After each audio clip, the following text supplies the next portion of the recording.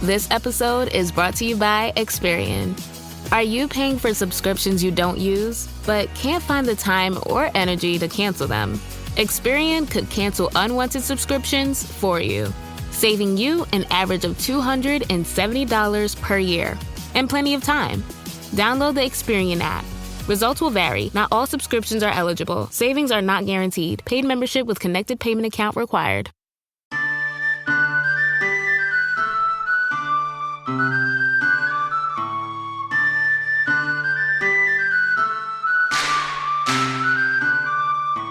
Hey all you heroes, hawks, heralds, crows, pirates, and wardens. Welcome to the Dragon Age Lorecast, where we unpack, discuss, and galaxy brain about all the lore behind the Dragon Age series. We are so excited to bring you this podcast. Every episode, we'll be talking about a different topic in the Dragon Age universe. From character deep dives to exalted marches and elven gods, we will cover it all. There will be spoilers. And always remember, swooping is bad.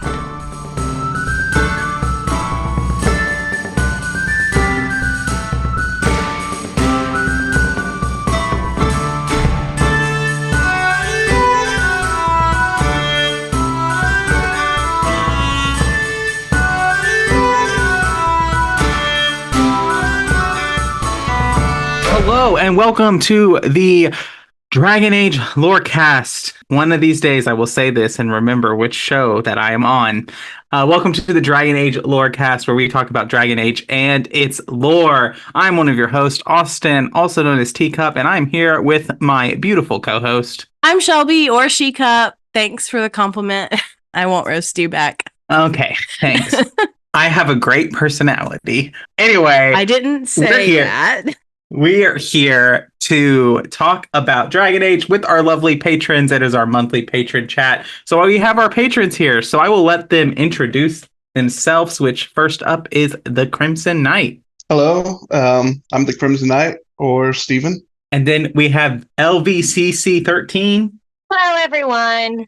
And Angel C, which I think, is this your first patron chat? I believe so, finally. Yeah, we're glad you're here. Definitely good to join. Angel, they call me Chubbs because I'm fat and I love to be called King Chubbs. And then we also have CW Rogers 6, who is here with us. I think is also his first patron chat as well. Yep, this is my first one. I'm Charles. I'm CW Rogers 6 in the Discord. And then we have Patron. You know who he is. You know what he does. You know what he's about. Hello, I am the Wizbatron, or Wee Cup. Honorary Cup. Yes. I did make him a cup, officially. I think that since I was the first cup, that I have that power. And then last, we have Capricorn Tower. Yep, that's me, Nick, or Capricorn Tower in the Discord. All right. Well, shall we? I think we're ready to get started. What is our topic today? Yes, so we are just continuing our Dragon Age Veilguard theme that we've had going on for the past couple months. We're talking about companions today and which one you're most excited to meet. I mean, you can also, if you want to take it in a romance lens, absolutely feel free to do that too. But I thought that I could just give us all a reminder of the companions, what factions they're associated with, and all of that. So Lucanis is a rogue member of the Antivan Crows. Taash is a warrior. And there are a member of the Lords of Fortune, but we don't actually know. I assume that they are Talvashoth. There is technically, I guess, the possibility that they are a Qunari, like fully a Qunari, member of the religion and all that. But I think it's highly unlikely, more likely that they're Talvashoth. Anyway, we can debate that if you want to. Emmrich and Manfred, his skeletal assistant, is a mage, member of the Morn Watch. Neve is a mage as well, and she's part of the Teventer Shadow Dragons organization. And then next we have Harding, who is a rogue dwarf. We're not really sure how her role in the Inquisition is going to play into this next game, because she's just been described as a scout thus far. So I kind of wonder if what you decided to do with the Inquisition is going to play a role in her characterization. I don't know. We'll see. But she has been described so far in marketing materials as having new magic powers. So that's interesting. But then we also have Davrin, who is a warrior and part of the Grey Wardens, who also comes with a griffin. And then we also, lastly, but certainly not least, we have Bellara, who is a mage veil jumper. So she's an elf. And I should also say Davrin is an elf. I didn't say that earlier. Emmrich is a human, and Neve is also a human. So those are all of our companions. I'm sure there will be more kind of advisor situations, people who might be temporary companions, stuff like that. But we haven't had that information yet. So these are our full companions, and that's what we know. Besides the obvious one companion I'm ready to really play with Harding, just because I loved her in the position, and it kind of sucks she wasn't a full on companion. I would have to say it would be the Veil Jumper. They kind of lose me every time. I've had an interesting aspect to have that ability in this game. And since the Veil has been very heavily focused in the last 2 games, I felt like that would be kind of interesting to do. Yeah, I do wonder, you could flirt with Harding in Inquisition, right? And it wasn't like a full romance or anything, but you definitely could flirt with her and she could flirt back with you. And then in the DLC, the Frostback Basin one, she like has a mini little flirtationship with the professor. So I'm just really curious how a Harding who like gets romanced by Rook, how those things like are we going to have conversations, with like about her past relationships? Like, are you, your Rook, and the Inquisitor going to have a little like, oh, well, I was interested in her first kind of situation, That would be really funny to me. That would be amazing. She's Honestly. allowed to have a past. It just sucks that Solus is not a companion. Solus. Let's see. Who am I most excited about? Well, I'm really excited to have Harding as a full companion. I loved her in Inquisition. She's freaking adorable. I'm really excited. She's our dwarf romance. But I think the one I'm most excited about is our wonderful Antivan Crow Lucanis. I don't know how to pronounce his name yet. I have been busy teaching tiny humans English. So trying to work on the Dragon Age stuff has been a little crazy right now. But I'm so excited to meet him. I'm really excited at the prospect of being an Antivan Crow.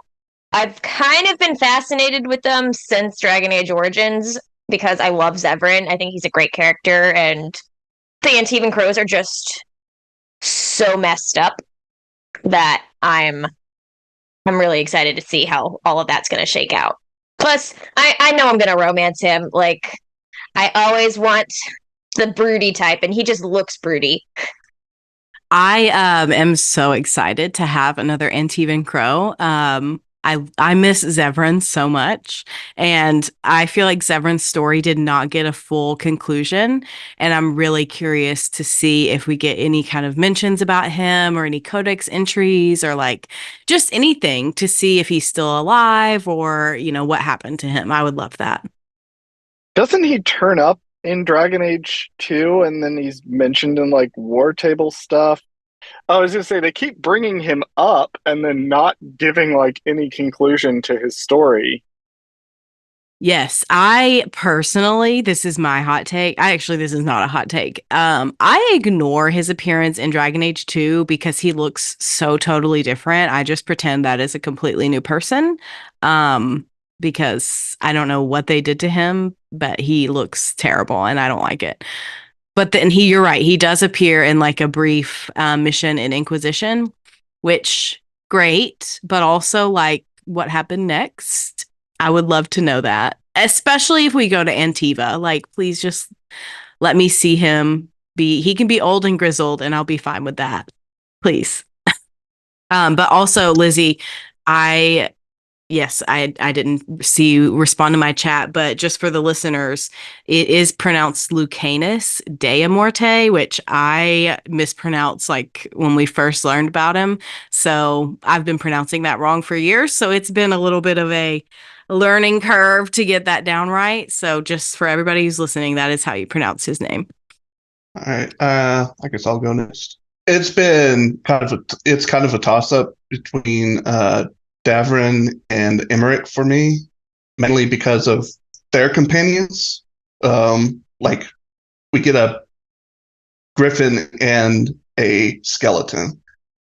But I think I'm leaning more towards Emmrich because we know a lot about the Wardens already, but we don't know a whole lot about the Mornwatch, and it's going to be interesting finding out more about that, especially if you make a character that's part of the Mornwatch, and you'll have all those available conversations. That's a really good point. I'm also curious to see how Solus interacts with either Emmrich or a Rook who's part of the Mornwatch, because in Tevinter Nights, he basically I don't remember exactly how it goes because it's been a while since I've read it, which next week's episode will be about Tevinter Nights, or not next week, but the week after will be about Tevinter Nights. So I'm going to reread it soon, but there is a chapter where I think it's the last one where he's like having tea with all the different people, and one of them is a Mortalitasi mage, and he like gets angry at her because of basically they're enslaving spirits or whatever is his argument. So I'm really curious to see how he treats a member of the Mortalitasi in the game. I would like to actually piggyback off of the Crimson Knight, if that is all right. Yeah, absolutely. So mine is also Emmrich, for a variety of reasons, not just because I immediately saw him and went, I'm going to jump that old man. And then I read Flame Eternal and went, oh, he's super romantic. I'm definitely going to jump that old man. But the reason that Emmrich's probably the one that I'm most excited for, and he's a necromancer, I love those, is because it's been a long time to my memory that we've had a Dragon Age companion that's coded as being older. And it's really not since Origin that we've had someone coded that way. And I say coded because Wynn is technically like 45 or something. Like, she's not that old, but she is written that way. And Loghain, if you get him as a companion, is also written that way. And most of the companions in Dragon Age 2 and Dragon Age Inquisition are kind of young-ish or middle-aged-ish. I can't really think of any besides like the obvious one in Inquisition. He doesn't count. He's thousands of years old. But I can't really think of any that are written with that breadth of experience and that breadth of knowledge and that breadth of life that someone has been through. So I'm really excited thinking about the way that they've talked about these companions and the depth that they're going to have, to see how they take a character like Emmrich, who is older and experienced and has been through a lot of things in his life, how Rook can relate to that and how we as the player have different options to relate to that. The chat brought up Vivienne, and I thought about this. She is like 45-ish, I think. But to me, she's not really written as being like older to that degree. She's written as being more experienced and mature, but she talks like she's very much in the prime of her career. But yeah, Vivienne also kind of. But I was thinking more of Wynn and Loghain. I do agree with you. I think that Vivienne is classified more as like middle-aged. Yeah, I didn't necessarily. I was surprised to learn that she was in her 40s. Like, I definitely, obviously she's not 19, but I didn't think of her as being in her 40s. I just kind of thought like, okay, yeah, maybe she's early 30s, late 30s, whatever.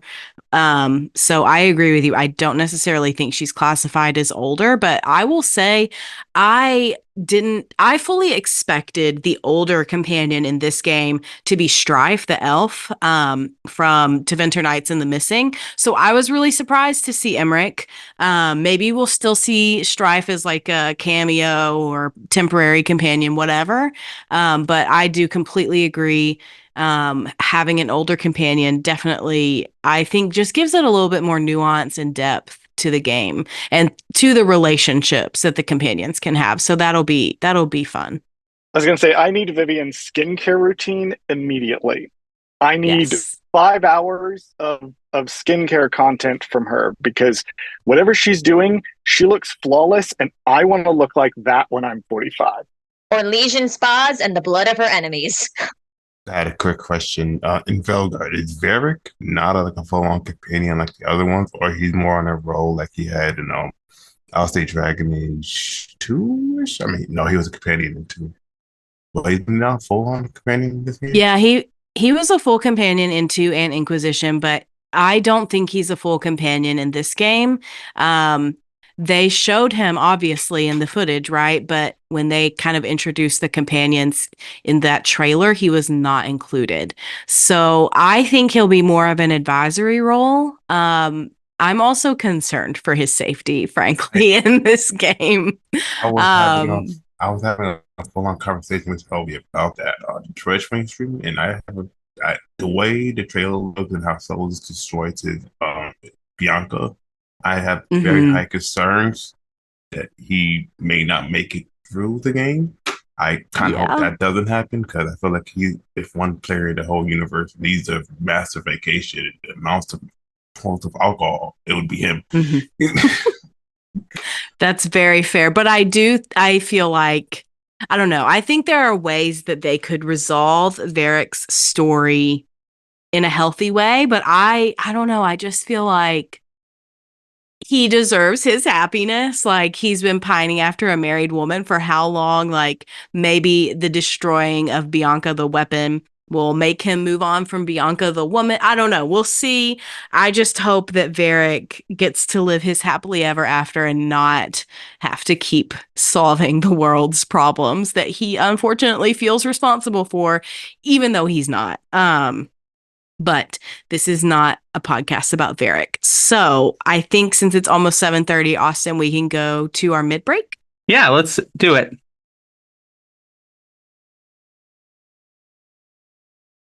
What is this? A new book? All this shit is weird. Oh, Varric, that is a terrible title. What are you even thinking?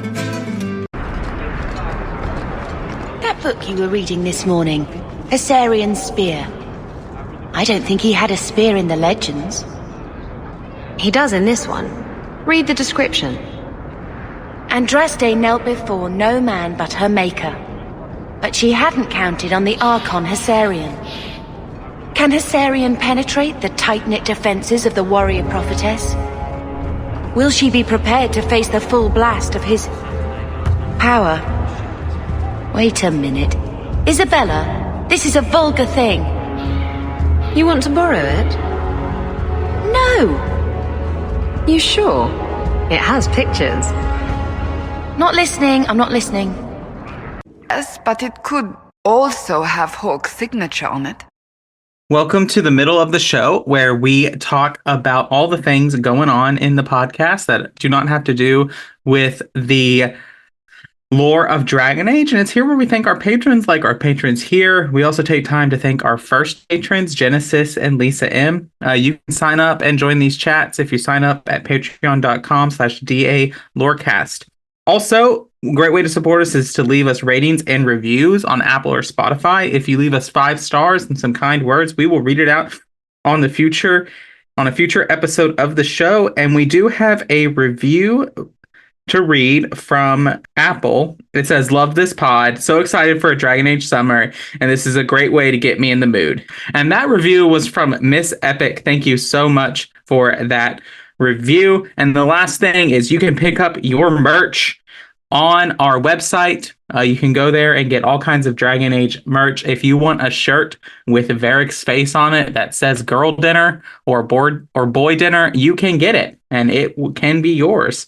You can find that on our website. You can also join the Discord, where you can hang out with all of us and talk to us about Dragon Age, the Cups podcasting, and more. Discord link is in the episode description.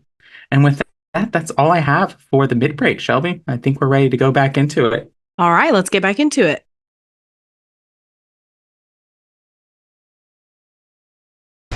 The past years have been so busy. We have earned at least a few moments of rest. A calm night out sounds... Oh, bravo! Bravo!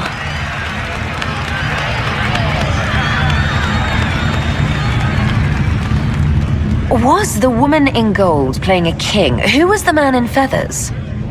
Oh, it's all very simple. The first actor's mask is determined by... well, I will lend you the program guide. But tell me, did you enjoy the performance? That was one of the greatest things I've ever seen. Truly. That part with the glittery... And they actually set fire to... Yes, I truly enjoyed it. Then I call tonight a great success. I've got some of it written down now. Give it here. Her breasts strained against the leather jerkin like two wild stallions corralled against their will. She pounced, the smooth moves of a jungle cat, and locked her thighs around Donnick's waist. He... What? Nothing. What is that? Shh. Isabella just thought she'd celebrate your love affair with a written dedication. It's friend fiction. I do it out of love. I will never, ever be clean again. You fear barbarians will swoop down upon you. Yes, swooping is bad. So, I do have one to read from the Wesbotron because he had to leave. The Wesbotron is also most excited to meet Emmrich. He said that necromancy is my favorite school of magic, and I feel like we will get more in depth with it than we did with Dorian. And also, there's Manfred. Plus, the order he is either in or affiliated with, the Mornwatch, are often called death mages, so I'm curious how he got out from them, if he did. It sounds like they may be one of those you're here till you die groups. Yeah, so I'm also, again, curious to see more about Emmrich, but that's what the Wesbotron said for his answer. So, I think it's just Capricorn Tower, me, and Austin left to go. So, Nick, do you want to go next? Yeah, I can go next. Obviously my basic ass answer is that I'm most excited to meet everyone. But in lieu of that, I am interested in getting more background on Neve. Like, obviously she has her own chapter into Winter Nights, but we don't really go into very much depth regarding her history. And I'm interested to see how she fits into this sort of social hierarchy within Sevinter society. I'm curious to see if she's an Altus mage that maybe just doesn't associate with her family anymore, or if she's one of the Leitan mages that are, not as well regarded in the society. Like, how did she get where she is? I'm very curious about that. Also, she's our next fashionista character, obviously, and want to see her looks. Yeah, I do agree. She kind of gives me Vivian vibes, to be honest. I'm not sure if that's just a me thing or maybe other people think that, but I do. I'm interested to learn more about her too. I am surprised, Nick. I will say I definitely would have put money on you saying Taash. I mean, I feel like Taash is the one that we literally know the least about out of all of the characters presented to us so far. And part of my reasoning for not talking about Taash is because I feel like I don't know Tasha's pronouns, and I feel like that's going to be important to Tasha's character. They keep speaking about Taash in a way where we don't actually get any confirmation about that. Am I going they? Am I going she? Where are we going with this? Yeah, I am having the same issue. I agree. I definitely feel like I want to know more. Like, is Taash non-binary? Is Taash a woman? Like, I'm cool with either. I just want to know. And I do think it would make sense if they were non-binary, because then we would have like even genders and then a non-binary character. But maybe we'll learn more when they go to the Comic-Con, and maybe Tasha's actor will be there. We'll see. I don't know. I think to kind of follow up on the when you first introduce the characters, like, I'm going to use they them pronouns, I guess. I'm committing. Will they be Telvishoth? And I think yes, because I think, we had our sort of strict Kuhn believer in Sten and Origins, and then we had our sort of lazy adherent, I guess, in Iron Bull. Like, he believed in the society and believed in supporting his compatriots, but he wasn't really committed ideologically to the Kuhn, I would say. So I think to sort of complete the whole, picture of Kunari people, I think Taash is probably just going to be Telvishoth. Whether that means that they left the Kuhn or they were just born outside the Kuhn, I don't know, though.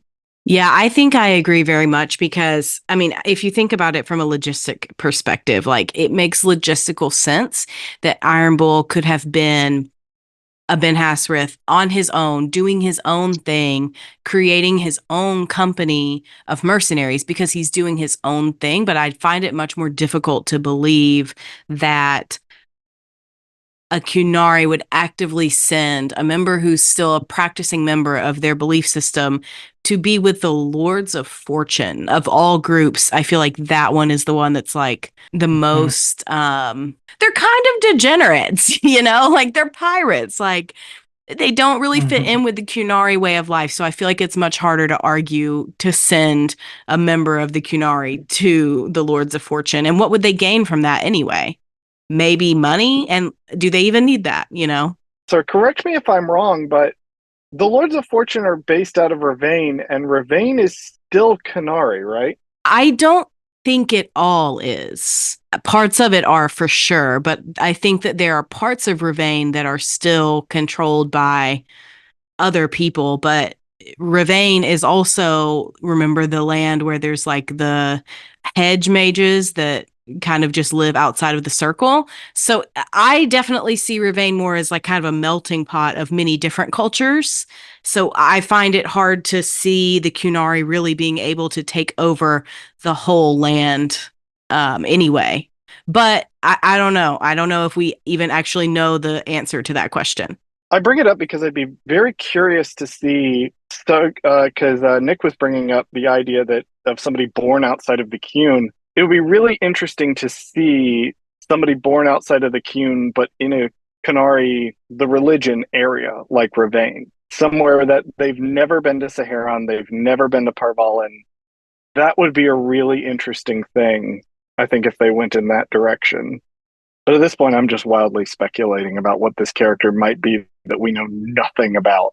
Yeah, I think that would be interesting. And I feel like it would be a really interesting place for a character who is Telvishoth, who's always been raised as Telvishoth, to have that experience. And not just like an elf. Like, we've seen many elves, right, who have come out of slavery in Tevinter or just the oppression in the rest of Thedas and who become Kunari. Like, we've seen that several times with several different characters, but we've never seen that from a member of the Kunari race deciding to join the Kunari belief system. But that also might be a nuance that some people are not ready to hear or maybe they'll be confused by it. I don't know. Who knows with fandoms these days?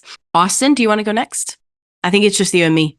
All right. Yeah, I'll go next. So I was having trouble picking between Taash and Lucanis and Davrin, but I think I've settled on Davrin being the one that I'm most excited for. And he takes the lead only for one reason, and that is the Griffin. I am so excited about that freaking Griffin, and it might be my favorite thing. But I really love the Grey Wardens, Thedas' version of the Jedi. I just really like their story, and this might be like a hot take or an unpopular opinion, but I think I might start as a Grey Warden just because of the nostalgia of it. This from the person who hates Origins. I don't hate Origins. I don't think I would be on this podcast and where I am if I hated Origins. If you say so. Your husband is a complicated man, G-Cup. Thank you. These are true statements. The inner workings of my mind are an enigma. Yeah, I'm definitely starting as a Warden too, mainly because I hope I get my own Griffin. It's Not very likely, and I will say another reason why I'm excited about Davrin is his voice actor is the same voice actor for Javik. He was an awesome character in Mass Effect 3. Who's his voice actor? How do we know that? Has that been announced for sure? Yeah, he was one of the first announced voice actors. You're right. Back in You're 2020. Right. I can't remember his name. I think it's like Ike something. Yes, I just looked it up. It's Ike Amadi. I think I pronounced that correctly. I also love Javik in Mass Effect 3, so that is very exciting to me. I was really trying hard to decide between Lucanis and Bellara. So since Lucanis was already brought up, I'll go with Bellara. I think she's really cute, and I've always been really interested to see more about Arlathan and the elves of that area, obviously, since there's so much history there, and that's supposedly where she's from. So I'm curious to learn more about her. Also, I'm so fascinated by her bow mage weapon thing. I definitely thought she was a rogue at first, but she is a mage. So I'm curious to see what the story is on that. But I'm also a little bit apprehensive because as we have all speculated for years, there's always one companion that kind of hoodwinks us or betrays us or pulls one over on us or at least just gives us some kind of surprise, right? I'm a little nervous that Bellara might be that companion. We'll see. I don't know, obviously, who it might be, but if we keep the trend of the mages doing things that surprise us, my money might be on her. But also, it could be Emmrich. I don't know. It could be any of them. Like, they all have things that are like, this brings up a little bit of an orange flag in my head.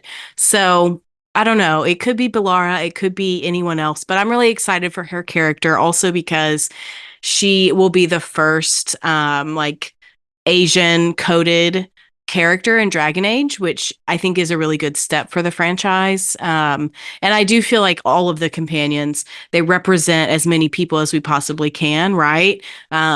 So it very much feels like they've been really intentional with that, which I definitely appreciate. Manfred's gonna be the betrayer. He's a spy for Solus. It's the spirit, not the mage. It's possible. It's definitely possible. I don't put anything behind Solus at this point. Like, you leave my boy Manfred out of this. The butler did it. I reject this soundly. You leave my boy out of this. The butler. Goggles. He has goggles. How can you look at that and distrust him?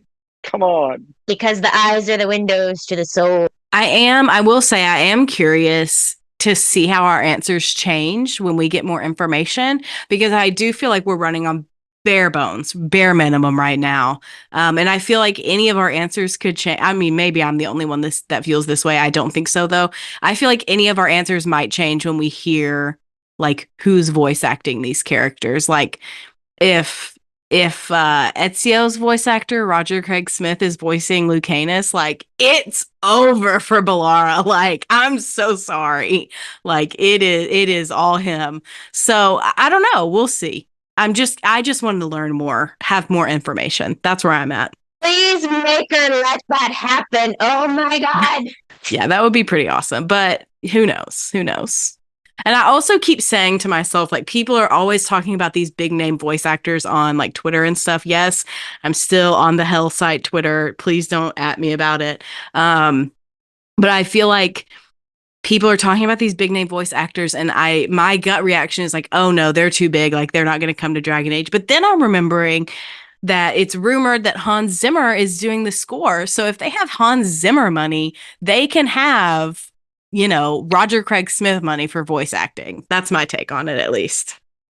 I do believe it's not Hans Zimmer himself composing the music. It's his production company, which, is still huge. But I would question the veracity of him directly contributing towards the music. Yeah, that's fair.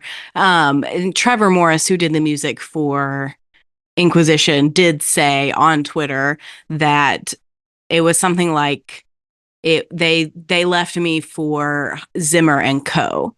So you're probably right on that front. But still, if they have Hans Zimmer company money, they've got money for it all. That's how I'm reading it, at least. But I guess I just don't have my finger on the pulse of voice actors up and coming or huge right now.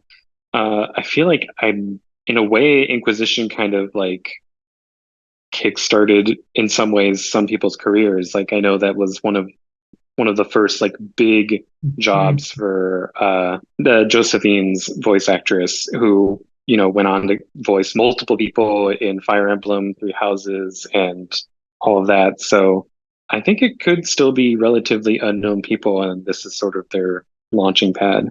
Yeah, I agree with that. And I think we're going to get a mix of like unknown names and people we do know, because I mean, just off of the basis of the ones we do know, like we know that, as Steven said, that, Davrin is voiced by Ike Amati, who's already established. And we know that Harding, is voiced by, Liara's voice actress, Ali Hillis, I think is her name. So those are some big names already on the basis of it. So we'll see. I'm really, really excited to learn who's going to be at that panel at San Diego Comic-Con. I forgot to mention one of the reasons why I chose she's a Veilguard keeper. Her name still leads me. Is when I saw her on the trailer, she immediately reminded me of Sarah, just because how energetic she kind of looked and quirky. Because Sarah and Inquisition, she looked energetic and quirky, so that's the first thing that pops into my mind. That was like the first one I wanted to meet, and second to Austin. To your point that you're saying the Grey Warnings are the Jedi. I don't know if you've seen the chat. Would you determine that the Ferelden are the Grey Jedi and Defenders of the Sith? Well, I hate Grey Jedi.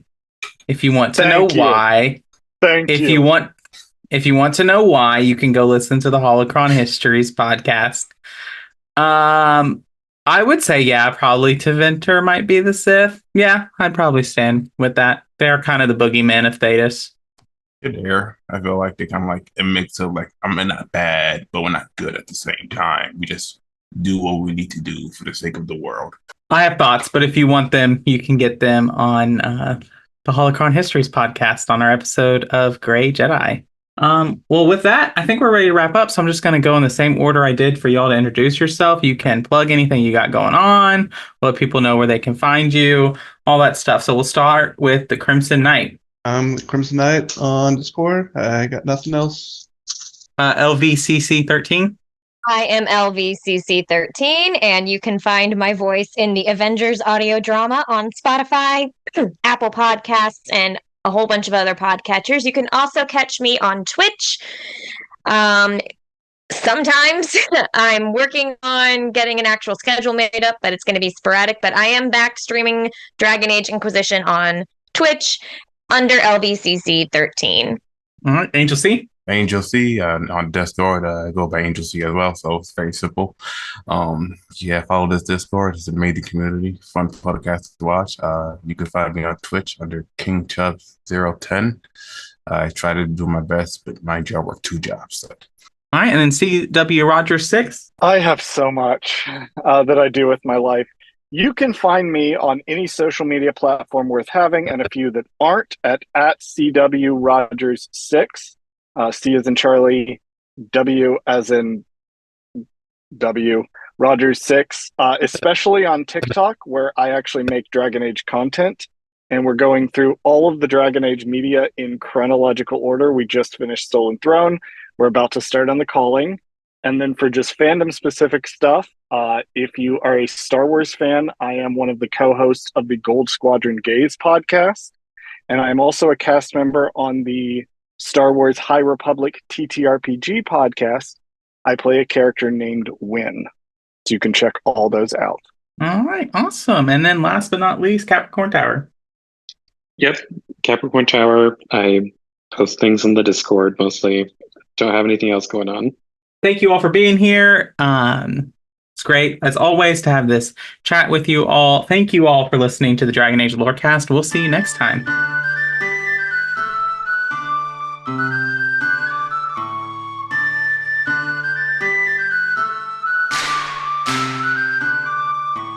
Thanks for listening to the Dragon Age Lorecast. You can find us on Twitter at DA Lorecast. If you have any lore questions, topics to unpack, or side character suggestions, join our Cups Podcasting and More Discord server. It's easily the best place on the internet. You can also support us financially through our Patreon. You can find us there on patreon.com/DragonAgeLorecast. The Dragon Age Lorecast is part of the Robots Radio Network. For more information about the Robots Radio Network, join the Discord server via the link in our episode description. If you enjoyed the show or learned something new today, please subscribe, leave us a review, and join the Patreon. And if you enjoyed our intro and outro music, give a big thank you to Pipeman Studios. Thank you, Pipeman. Thanks again for listening to the Dragon Age Lorecast. We'll see you next time.